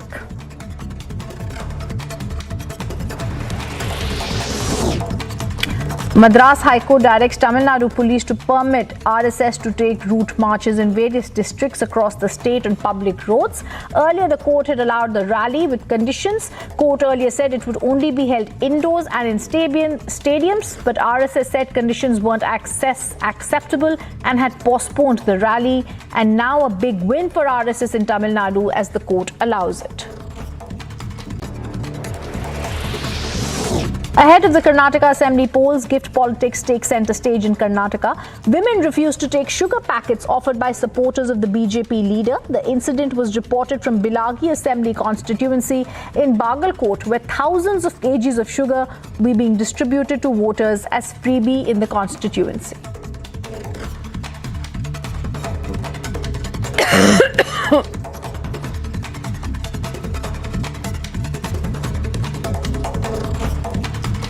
Viewers, we're getting a very interesting UK government scheme report that has been set up to prevent terrorism. It has been flagging the radicalization of UK Muslims over Kashmir and potentially toxic pro-Khalistani extremism as some of the areas of growing concern, and recommendations have been made for improvements to tackle this as a primary threat to the country. So it's a big breaking news that this UK report on terror has come out. It says there's anti-India rhetoric that's been flagging off. It's flagged it off in the review. It warns against anti-India rhetoric over Kashmir. It warns over pro-Khalistani extremism in United Kingdom. Let me also go across to our senior executive editor, Abhishek Kapoor, joining us on the phone line. Abhishek, you and I, who've been looking at this for the longest time, have seen even the Indian government has been talking with its UK counterparts to give out details about how there are pro-Khalistani extremists that are on the rise in the United Kingdom. Now this anti-India rhetoric report flags off the same in this review. You are absolutely right, Rhythm. In fact, this has come out in a United Kingdom government program. So there is a program called Prevent, which is aimed at de-radicalization and, in fact, proactively looking at the pockets of radicalization and to intervene there so that does not become a hotbed of extremism. And there it comes to light that all these extremist elements are in a way connected with the Khalistani elements, with Pak-based deep state, and are essentially anti-India in their sentiment. And there is a statement, in fact, coming in from the UK Home Secretary Suella Braverman, where she has said that all 34 recommendations are going to be accepted, and the government would work quickly to make sure that these radicalized hotbeds are dispersed. We have seen Rhythm. This has to be seen, in fact, in the light of episodes of violence, active violence by Khalistani elements over the last couple of months, centered around Birmingham, for example. And we saw how 2020 referendum on Khalistan happened in Southall. So it's taken deep roots, almost worryingly like Canada, and it's high time that the UK authorities took note of this independent report that has come in. All sorts of right noises as of now coming in. As I mentioned, Home Secretary Suella Braverman accepting all the recommendations and saying that suggesting that the government would act on those recommendations. But this is something we have been talking about for a while, Rhythm, as you rightly mentioned, that there are certain pockets in the United Kingdom which have become a hotbed for anti-India activity because of the Khalistani ISI links, which have really emerged now, becoming crystal clear with this report, and which says that 80% of the counter-terrorism police networks live investigations are Islamist, while 10% are extreme right-wing. So that gives you an idea of how deep-rooted extreme Islamist elements have become in the United Kingdom. Obviously, of course, backed by the Pakistani ISI, aimed at creating or fomenting trouble in India. But then, of course, it can have consequences for the UK and larger Europe also. And that's why I think there's concern being raised. Oh, yes, absolutely. And as you're telling us, the Home Secretary has also spoken and promised that they will take action on this review, Abhishek. We also have to see India time and again has been speaking to its UK counterparts and been exposing and stating that there is Khalistani elements that are on the rise there.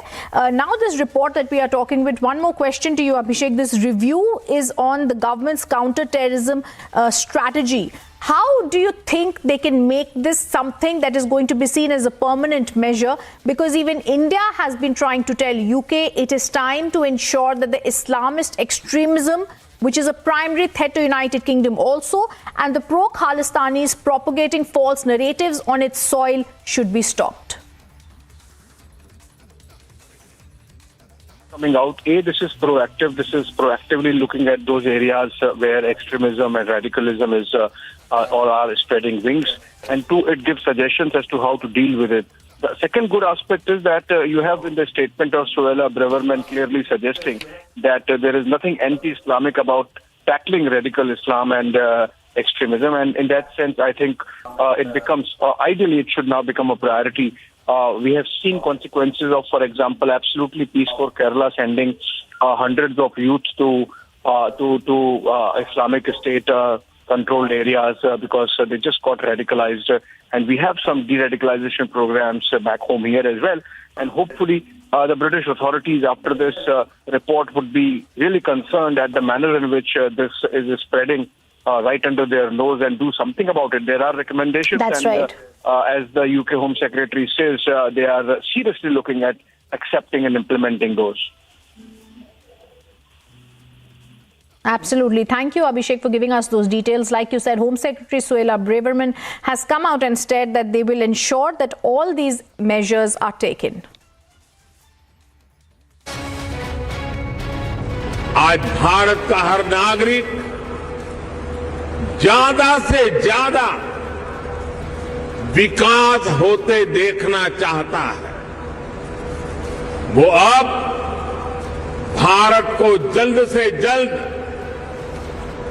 विकसित होते देखना चाहता है। भारत के समाज की aspirations आज सरकारों को भी पुश कर रही है और यही एस्पिरेशंस विकास के कार्यों में भी गति ला रही है। और साथियों, मत भूलिए कि आज आप जिस राज्य में बैठे हैं उसकी आबादी करीब 25 करोड़ है। दुनिया के बड़े बड़े देशों से भी ज्यादा सामर्थ्य अकेले उत्तर प्रदेश में है। पूरे भारत की तरह ही आज यूपी में एक बहुत बड़ी एस्पिरेशनल सोसाइटी आपका इंतजार कर रही है। साथियों, आज भारत में सोशल, फिजिकल और डिजिटल इंफ्रास्ट्रक्चर पर जो काम हुआ उसका बड़ा लाभ यूपी को भी मिला है। इस कारण आज यहां समाज सोशली एंड फाइनेंशियली बहुत अधिक इंक्लूसिव हो चुका है, कनेक्टेड हो चुका है।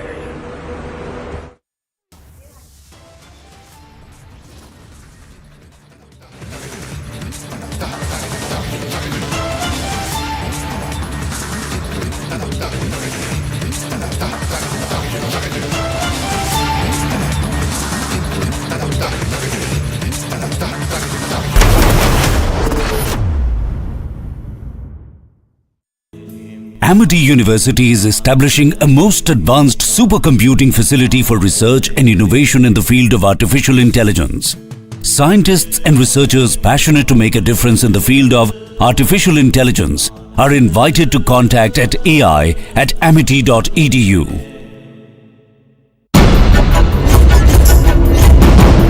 Mysterious deaths in the heart of Odisha. The inside story. Russians in Raigada, Republic originals this weekend.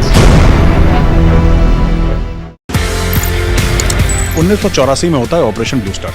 ये क्यों करा गोल्डन टेम्पल का ऑपरेशन और क्या ये दूसरी तरीके से करा जा सकता था? 3 मीटिंग हुई, 25 मई, 27 और 29 मई। मिसेस गांधी के साथ 2 मीटिंग। जनरल वद्दा की जो 25 और 27 की मीटिंग थी, उसने कहा था हम गोल्डन टेम्पल को चारों तरफ सराउंड कर लेंगे, पानी काट देंगे, बिजली काट देंगे और भूखे मरेंगे तो अपने आप सरेंडर कर लेंगे। और ब्लू स्टार में भी SFF कमांडो जनरल सुंदर जी ने मंगवाई थी।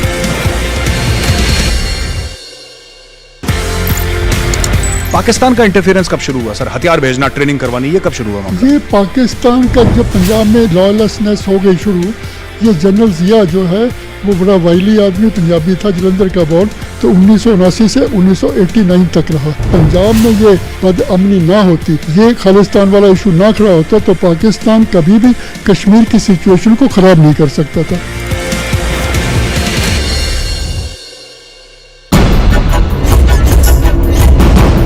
Mysterious deaths in the heart of Odisha. The inside story. Russians in Raigada, Republic Originals this weekend. 1984 में होता है ऑपरेशन ब्लू स्टार। ये क्यों करा गोल्डन टेम्पल का ऑपरेशन, और क्या ये दूसरी तरीके से करा जा सकता था? 3 मीटिंग हुई, 25 मई, 27 और 29 मई। मिसेस गांधी के साथ 2 मीटिंग। जनरल वद्दा की जो 25 और 27 की मीटिंग थी, उसने कहा था हम गोल्डन टेम्पल को चारों तरफ सराउंड कर लेंगे, पानी काट देंगे, बिजली काट देंगे, और भूखे मरेंगे तो अपने आप सरेंडर कर लेंगे। और ब्लू स्टार में भी SFF कमांडो जनरल सुंदर जी ने मंगवाई थी। पाकिस्तान का इंटरफेरेंस कब शुरू हुआ सर? हथियार भेजना, ट्रेनिंग करवानी, ये कब शुरू हुआ? ये पाकिस्तान का जब पंजाब में लॉयलेसनेस हो गई शुरू, ये जनरल जिया जो है वो बड़ा वाइली आदमी पंजाबी था, जलंधर का बॉर्न, तो 1979 से 1989 तक रहा। पंजाब में ये बदअमनी ना होती, ये खालिस्तान वाला इशू ना खड़ा होता, तो पाकिस्तान कभी भी कश्मीर की सिचुएशन को खराब नहीं कर सकता था।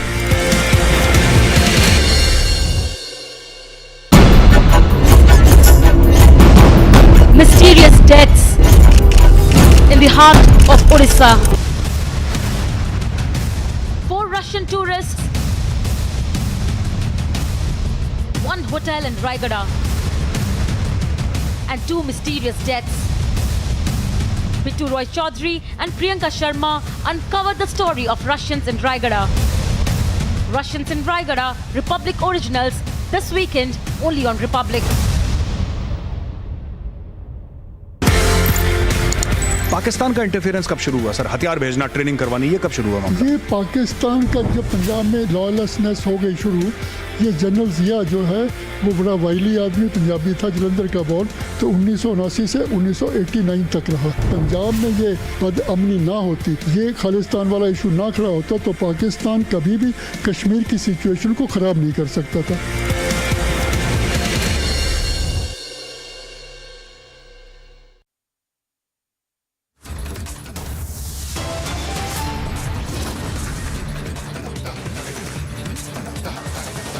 Adani takes the battle to America, hires legal powerhouse against Hindenburg.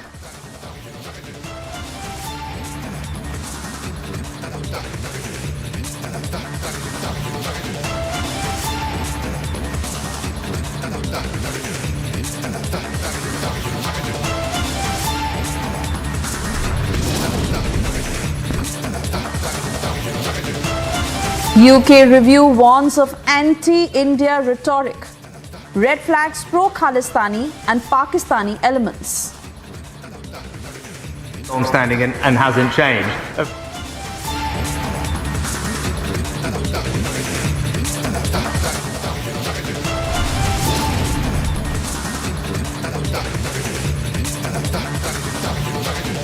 And Prime Minister inaugurates Uttar Pradesh Global Investors Summit.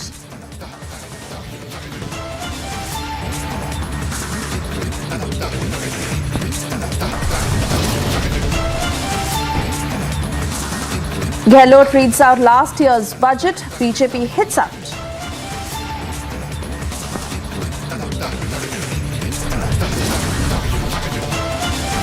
Prime Minister to launch Mumbai to Solapur Vande Bharat Express.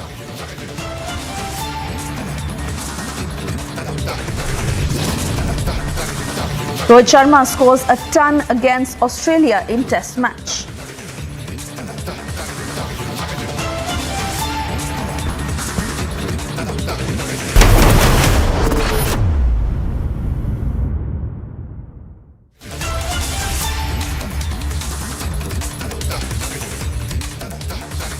Very good afternoon. You're watching Live and Breaking at 1:30. I'm Suesha Sound joining you live on the broadcast, and the top story we get for you this afternoon: in a major embarrassment for Rajasthan Chief Minister Ashok Gehlot. Chief Minister who read out last year's budget. He did a lot of branding before the budget, and when it was being read out in the House, it was the old budget instead. A huge fopper that has been pointed out by the BJP that is now hitting out at Gehlot. Let's take a look at what Gehlot said and how the BJP has reacted. अब मैं अल्प आयु वर्ग के साथ साथ समस्त 1,18,00,000 घरों क्यों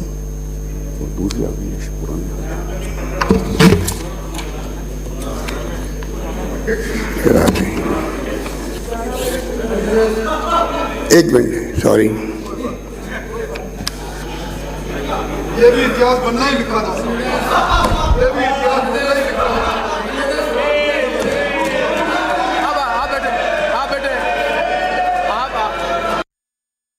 आरोप कुछ लगा अलग बात है।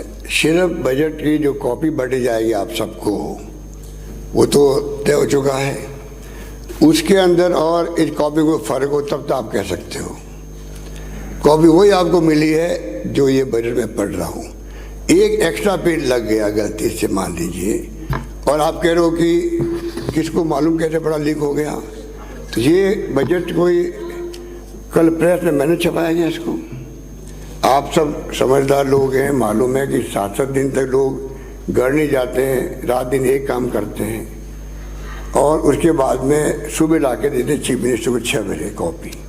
ठीक है, मैं तो कटा सब मालूम आपको। तो मुझे बताइए, अगर मैं एक पेज गलत पढ़ने लग गया, वही जो लोग जिन्होंने बजट बनवाया मुझसे और मैंने सुझाव दिए, अगर ऑफिसर गैलरी से मुझे करने करे कि भाई ये आप ये पेज कौन सा आ गया, तो वो भी नेचुरल हो गया, भाई ये क्या हो गया, एक पेज गलती से। वही बजट जो है जो पढ़ा जाएगा वही बजट आप सबको निश्चित होगा। उसमें कहाँ लीक होने की बात आती है।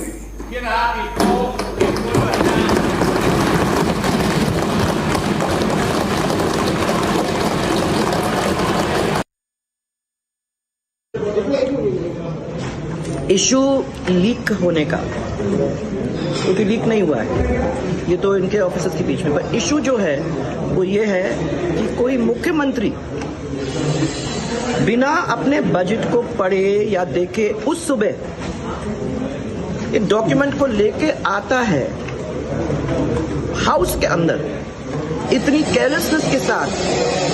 अगर वो अपने बजट को इतनी केयरलेसनेस के साथ पेश करने के लिए आया है, तो आप ये समझ सकते हो कि अपने प्रदेश को किस तरीके से चला रहा है। और अगर इसी ढंग से चला रहा है तो उस प्रदेश का भट्टा तो बैठना ही है। आज जो इतिहास में पहले कभी नहीं हुआ वो हुआ। राजस्थान के मुख्यमंत्री पुराने बजट की स्पीच को पढ़ने लगे, 3 पैराग्राफ तक पढ़ने लगे और लगभग कुछ मिनटों तक उन्होंने पुराना बजट पढ़ा। एक तरफ आप देख सकते हो उत्तर प्रदेश में ग्लोबल इन्वेस्टर्स समिट हो रहा है। $1 ट्रिलियन की इकोनॉमी बनाने के लिए प्रधानमंत्री नरेंद्र मोदी और योगी आदित्यनाथ जी पूरी तरीके से अपने प्रयास कर रहे हैं, और दूसरी तरफ अशोक गहलोत जी है जो क्लूलेस, होपलेस और डायरेक्शनलेस मुख्यमंत्री की तरह पेश आते हैं और पुराना बजट पढ़ लेते हैं। ये बजट कितना सीक्रेट रहा होगा, इस पर भी सवाल चिन्ह है।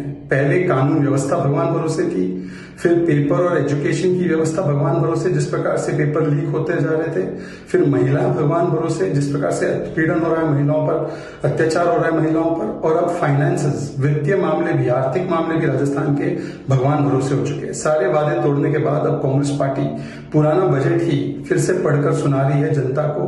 5 वर्षों में राजस्थान को जिस प्रकार से पीछे ले जाने का काम किया है, जनता इसे देख ही रही है। परंतु राहुल गांधी और कांग्रेस पार्टी जो केंद्रीय बजट पर और उत्तर प्रदेश पे हर रोज कुछ ना कुछ कहते हैं, वो राजस्थान के विषय में और इस प्रकार के रवैये के विषय में कुछ क्यों नहीं कहते? देखिए, माननीय अशोक गहलोत जी जादूगर के नाम से जाने जाते हैं। वो अपना जादू चला रहे हैं, लेकिन जादू चलने वाला नहीं है। वो पुराना बजट पढ़ रहे हैं। ये जनता को धोखा देने वाला बजट है, चुनावी बजट है। और इसमें कुछ, क्योंकि आपको मालूम है कि इस साल नवंबर दिसंबर में चुनाव होने वाले हैं, और अभी ये जो अब फरवरी का माह चल रहा है, तो मुश्किल से 3 महीने काम करने के लिए सरकार के पास रहेंगे। उसके बाद आचार संहिता लग जाएगी, 3-4 महीने काम। अब 3-4 महीने में क्या काम करके सरकार दिखाएगी, क्योंकि पिछले 4 साल में अशोक गहलोत साहब ने अपने सरकार को बचाने में ही समय व्यतीत कर दिया, आपस में लड़ने में ही समय व्यतीत कर लिया, और जनता की तरफ ध्यान ही नहीं दिया। और ये चुनावी बजट है, इसमें कुछ खास नहीं है, और जनता इनके बहका में आने वाली नहीं। देखिए, राजस्थान सरकार गंभीर है ही नहीं। अशोक गहलोत साहब को अपनी कुर्सी बचानी है। देखिए, पहले 8 तारीख को बजट पेश होना था, ऐसी सूचना हमने तो मीडिया में ही पढ़ी थी बाद में उन्होंने कहा मुझे तैयारी के लिए समय चाहिए तो 10 का रखा। तो तैयारी कहाँ की उन्होंने? पुराना बजट पढ़ रहे हो। और मुझे ऐसा लगता है कि किसी भी तरह की गंभीरता नहीं है अब शासन संचालन करने में। बस उनको डर लग रहा है मेरी कुर्सी कहीं चली नहीं जाए, तो बस उस कुर्सी को बचाने के लिए जनता पिस रही है और पुराना बजट को पेश कर रहे हैं विधानसभा में। अच्छा, इसके ज्यादा तूल नहीं देना चाहिए। कई बार क्या होता है, दोनों स्पीच की कॉपी रखी होगी, आदमी वो उठा लेता है ना, तो इसमें कोई ऐसा नहीं। कई बार ऐसा हुआ है कई नेताओं के साथ, कई लोगों के साथ, अफसरों के साथ भी होता रहता है कि गलत कोई कागज उठ जाता है दूसरा वाला, तो अगर सब कागज रखे हो तो ऐसा होता है। संयुक्त राष्ट्र संघ में कई लोग दूसरे भाषण पढ़ देते हैं, वो सभा में बिखरे रहते हैं भाषण। अब पीएम ने जैसे परसों वहां बोला लोकसभा में कि 8 करोड़ लोगों को नल का पानी दे रहे हैं, कल राज्यसभा में बोल दिया 11 करोड़, तो कोई मुद्दा थोड़ा बनाएंगे, हो जाता है। And footage from Turkey's Humanitarian Relief Foundation showed rescue workers looking into a narrow opening in the debris of a building in Antakya and pulling out a 20-year-old girl who was stuck under the rubble. Here's a report. The deadly earthquakes in Turkey and Syria killed over 20,000 civilians. While Turkey lost most of its resources, rescue workers are leaving no stones unturned to save one and all. And in one of the rescue attempts, a 10-year-old girl was rescued in Antakya district of Hatay province in the 90th hour since the earthquake. According to sources, the rescue workers worked 32 hours at the site to clear the passage. Watch how the little girl gets pulled out who was stuck under the rubble. According to medics, they had to amputate an arm to free her from the rubble because removing the block that was crushing her would have endangered her life further. Meanwhile, hundreds of thousands were left homeless by the earthquake centered in southern Turkey, having to endure cold weather and lack of resources, with hopes fading of many people being found alive in the ruins.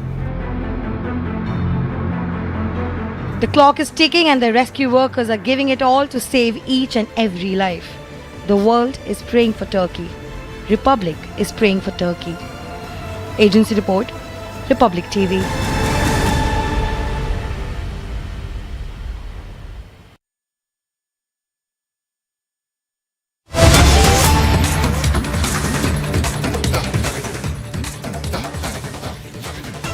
And cutting across to breaking news coming in, demolition drive that has been started by DDA in Mehroli. According to sources, process of demolishing some homes in Mehroli that has already started by the DDA.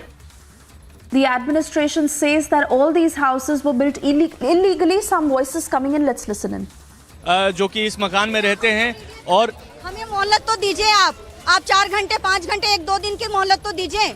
हम ऐसे सामान कैसे लेके जाएं? कोई वो बिस्तर थोड़ी ना कि बस लपेटे। आपके पास तो वहाँ से भूल भुलैया से लेके वहाँ तक का ऑर्डर है, आप सबसे पहले इधर ही क्यों आए हो? हमें ही कमजोर समझा है आप लोगों ने। देखिए, पुलिस जो है ये लगातार कह रही है कि आप मकान को खाली कीजिए क्योंकि अब तोड़ने की प्रक्रिया जो है वो शुरू हो चुकी है। ये तमाम वो मकान हैं जो डीडीए का कहना है कि ये तमाम इलीगल डीडीए की जमीन है उस पर ये मकान खड़े किए गए हैं और नोटिस देने के बाद अब डीडीए की टीम और दिल्ली पुलिस की टीम जो है यहाँ पर पहुंच चुकी है। देखिए किस तरीके से यहाँ पर बताइए जब ये बन रही थी बिल्डिंग, जब कहाँ मर गई थी गवर्नमेंट, जब डीडीए वाले सब कोई नहीं था क्या यहाँ पर? यहाँ डीडीए के भी कुछ अधिकारी हैं, इनसे बात करने की कोशिश करते हैं। भाई साहब, आप डीडीए से हैं, ये बताइए। मैं ऑथराइज नहीं हूँ बाइट देने के लिए। आप डीडीए से तो आप हैं, नोटिस के बारे में बता दीजिए कि नोटिस काफी टाइम पहले इनको दिया गया था। कितनी बार अभी तक नोटिस दिया? वो डिवीजन 4 है, वो उनके अधिकारी बताएंगे। तो देखिए यहाँ पर डीडीए के अधिकारी बात करने से मना कर रहे हैं, लेकिन मैं आपको बता दूं कि इनका कहना है कि इसके पहले कई बार नोटिस दिया जा चुका है और अब जो है वो कार्रवाई शुरू हो चुकी है। मकानों को तोड़ने की प्रक्रिया जो है अब यहाँ पर शुरू हो चुकी है। देखिए किस तरीके से पुलिस डिप्लॉयमेंट भी यहाँ पर बढ़ा दी गई है काफी हद तक जो है, और पुलिस डिप्लॉयमेंट जो है वो सीआरपीएफ के जवान जो है वो भी यहाँ पर पहुंच चुके हैं और लोग जो है यहाँ पर लगातार जो है रो रहे हैं। लोगों का विरोध प्रदर्शन लगातार हो रहा है। ये सुबह से आप खड़ी हैं, कल रात से पूरे पब्लिक खड़े हुए हैं, सबका रातों का नींद खाना 1 महीने से ये डीडीए वालों ने और एलजी वालों ने जीना हराम करके रखा है। परिवार में कौन कौन रहता है? मैं हूँ, मेरा बेटा है, आदमी, मेरा अंकल है, सब है इसी में यहाँ। ग्रीन अपार्टमेंट पे। यहाँ से खाली करके कहाँ जाइएगा? रोड पे आ जाएंगे, यही आ जाएंगे, बुलडोजर चला देंगे, हमारे ऊपर ही चला देंगे, सब परिवार यही रहेंगे, कोई नहीं जाएंगे। कहाँ जाएंगे आप बताइए? आप लोग कहाँ जाइएगा खाली करके? यही लेटेंगे और कहाँ लेटेंगे, जमीन यही है तो कहाँ जाएंगे? सरकार को सोचनी चाहिए ना, शर्म आनी चाहिए सरकार को। आप तो गलत पूछ रहे हैं ना, हम कहाँ जाएंगे? हमारा घर बार सब कुछ, हम यहीं पड़े रहेंगे, हमारे ऊपर चलाओ, घर तोड़ो, हम यहीं रहेंगे। मेरा कहना ये है कि जो ये पुलिस महकमा आया है ये मतलब अभी करने है, ठीक है, बट इतना इमोशनलेस है, लोग खड़े होके हंस रहे हैं, पुलिस वाले हंस रहे हैं, ठीक है ना सर, खड़े होके। इनको इतना दर्द नहीं हो रहा कि यहाँ लोग क्या फील कर रहे हैं। बैठे हुए हैं, मुझे 10 डंडे मारे हैं, मैं कॉलर पकड़ के खींचा, मेरे ऊपर वाली शर्ट फट गई है, मेरा चैन का पता नहीं कहाँ गिरा हुआ, वहीं पे कहीं होगा, अभी चैन पकड़ के पब्लिक को पीट रहे हैं और अपना फंस रहे हैं, ऐसे जो साहब का ये बात गलत है ना। देखिए, लोगों का एक गुस्सा जो है वो पुलिस प्रशासन पर भी साफ तौर पर निकल रहा है। लोगों का कहना है कि हम यहाँ सालों से रह रहे थे और इसके अलावा हमारे पास कोई जगह नहीं है, जो है यहाँ से हम खाली करके कहाँ जाएंगे, हम यहीं पे रहेंगे, हमारे ऊपर बुलडोजर चढ़ा दिया जाए। ऐसा यहाँ के बच्चों के ऊपर, लेडीज के ऊपर लाठी चार्ज कर रही है, फैमिली को, बच्चों को, किसी को नहीं देखा जा रहा है, सबके ऊपर लाठी चार्ज किया है, रेजिडेंस है सबकी। वीडियो पड़ी मेरे पास लाठी चार्ज की इनकी। देखिए, पुलिस प्रशासन पर भी एक जो गुस्सा है, जो रोष है, वो यहाँ लोगों का साफ नजर आ रहा है, लेकिन पुलिस ये सुनिश्चित कर रही है कि यहाँ किसी भी तरीके का कोई हंगामा ना हो, क्योंकि देखिए ये जो घर है, जो मकान है, ये यहाँ लोग जो हैं वो सालों से रह रहे थे और अब इसको तोड़ने की प्रक्रिया जो है वो शुरू की जा चुकी है। कई मकान हैं, देखिए अगर देखा जाए तो कई इमारतें हैं, 4 मंजिला इमारतें, 5 मंजिला इमारतें, और ये तमाम इमारतें जो हैं ये डीडीए की जमीन पर बनी हुई है, ऐसा डीडीए का कहना है। और अब नोटिस देने के बाद तोड़ने की प्रक्रिया जो है वो भी शुरू हो चुकी है। तमाम यहाँ पर दिल्ली पुलिस के अधिकारी भी मौजूद हैं, साथ ही साथ डीडीए की टीम है, डीडीए के अधिकारी हैं और सीआरपीएफ के जवान भी यहाँ पर ये सुनिश्चित कर रहे हैं कि किसी तरीके का कोई हंगामा जो है यहाँ पर ना हो। लेकिन जो स्थानीय लोग रहते हैं उनका भारी विरोध प्रदर्शन जो है सुबह से ही देखने को मिल रहा है। लोगों का कहना है कि पहले भी हमें नोटिस आया था, लेकिन जब हमने ये बिल्डिंग खरीदी थी तो हमने लीगल रूप से खरीदी थी, जब हमने ये डॉक्यूमेंट्स पर हमारे एसडीएम का सिग्नेचर भी है, दस्तखत भी है, तो इलीगल कैसे हो सकता है? ये तमाम सवाल जो हैं ये कहीं ना कहीं निकल कर सामने आ रहे हैं। और देखिए तस्वीरें में। So there you see what is happening in Mehroli, where the people are saying that they are unwilling to move at a point when the DDA is saying that all this construction is illegal and they are well within their rights to demolish all these homes. The people say that they will not move and they need some more time. Also, it is the CRPF and police personnel who have been deployed so that the demolition